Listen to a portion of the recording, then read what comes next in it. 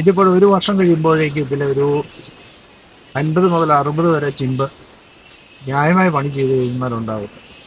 അത് ഒരു ചിമ്പിന് 4 വള്ളി, 2 പുതിയ ചിമ്പുകളും പുതിയതായിട്ടുണ്ടാകും പിറ്റേ വർഷത്തേക്കുള്ളത്. നമുക്ക് കാലാവസ്ഥ അനുകൂലമാണെങ്കിൽ, നമ്മുടെ പണികളൊക്കെ കൃത്യമാണെങ്കിൽ ഒരു 5 റൗണ്ട് ഒരുപോലെ തന്നെ എടുക്കാൻ പറ്റും. വലിയ വ്യത്യാസം കൂടെ 1-2 കിലോയുടെ ഒരു ഡിഫറൻസിൽ ഒരു 7 റൗണ്ട് വെച്ചേക്ക് കിട്ടുന്ന ചില വർഷങ്ങളുണ്ട്. കാലാവസ്ഥ വ്യതിയാനം കൊണ്ട് ചിലപ്പോൾ 3-4 എന്നൊക്കെ ആയി വരാൻ സാധ്യതയുണ്ട്. അപ്പോൾ ഈ വർഷത്തെ കാലാവസ്ഥ നല്ലതാണ്, അതുകൊണ്ട് വലിയ കുഴപ്പമില്ലാത്ത അവസ്ഥയിലൊക്കെ പോകുന്നു. ഓക്കെ, ഇതിന്റെ കൊത്ത് ചിമ്പ് അതൊന്ന് വിശദീകരിക്കാം. ഒരു കൊത്തിന്റെ അകത്ത് നമുക്ക് എങ്ങനെയാണ്? ഒരു കൊത്തിനകത്ത് നമുക്കിപ്പോൾ ഈ ഒരു കൊത്തിനകത്ത് 2, 4, 6, 8 കാ വരെയുണ്ട്. അതിനകത്തിപ്പം 2 പഴം ഒരു കരിങ്ക വെച്ചിട്ട് അടുത്ത റൗണ്ടിന് നമ്മൾ എടുക്കും. ബാക്കിത്തെ ഒരു മെഞ്ചിനേക്കും ആ എടുക്കുന്ന അത്രയും കൂടുതൽ കാ പിന്നീട് ചിലപ്പോൾ ഉണ്ടായിട്ടില്ല.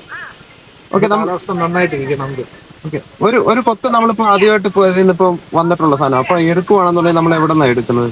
കൊത്തിന്റെ ഏറ്റവും അടിവശത്തെ ഇതൊരു കൊത്ത് ആണല്ലോ, അതൊരു 45 ദിവസം കൂടി നമുക്ക് കായ എടുക്കാൻ പറ്റും.